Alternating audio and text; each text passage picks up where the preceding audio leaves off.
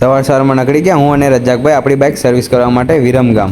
અને પાછો તો આજે મોસમ પણ એટલો મસ્ત હતો ને કે બાઇક ચલાવવાની ફિલિંગ જ કંઈક અલગ હતી. ઠીક સુધી ધીમો ધીમો વરસાદ ચાલુ હતો અને ઠંડી ઠંડી હવા આવતી હતી. આવા મોસમમાં બાઇક ચલાવવાની મજા કેવી આવે. પહોંચી ગયા અડધી કલાકમાં બાઇક હાંકતા હાંકતા ઠેઠ રામ છાપરી ઉભા રહી ગયા હોટલે ચા પીવા માટે. આજ તો મોસમ એવો હતો કે ચા પીવાની મજા જ કંઈક અલગ હતી. લઈ લીધી બે એક એક કપ ચા અને પી નાખી. પછી ચા પીને અમે નીકળી ગયા વિરમગામ બાજુ. તો રજાકભાઈને તો પહેલા વિમલ ખાવી પડે.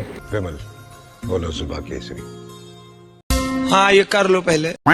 નીકળી ગયા અહીંયાથી પાછા વિરમગામ બાજુ. રામછાપરીથી વિરમગામ જવાનો ખાલી 2 કિલોમીટર જ રસ્તો સારો, બીજે બધે તો ખાડે ખાડા. પહોંચી ગયા શોરૂમ અને લઈ ગયા આપણી બાઇકને ધોવા માટે. હા પડી જો આપણી બાઇક ચડાવી દીધી આપણી બાઇકને ધાબા ઉપર. કઈ નાખ્યા બધા પાંજરે નોખા. હા કાઢ્યું મારે બાઇકનું ઓઇલ અને નાખી દીધું નવું ઓઇલ ને કાઢ નાખી બાઇક એકદમ ચાકારોગી. બાઇક સર્વિસ થઈ એટલી વારમાં વરસાદ પાછો બાકા ઝીકી બોલાવવા માંડ્યો. પછી તો ચાલુ બાઇક જ ખસકાઈ નાખી આપણે આસોપાલો હોટલ બાજુ. જતા રહ્યા ત્યાંથી ડાયરેક્ટ પેટ્રોલ પંપે પેટ્રોલ પુરાવા માટે.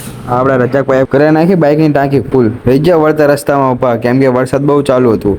પછી ઉભા રહી ગયા ના પડી આપણી બાઇક. કાર્યા રજાકભાઈ જે આખા પલળી ગયા છે.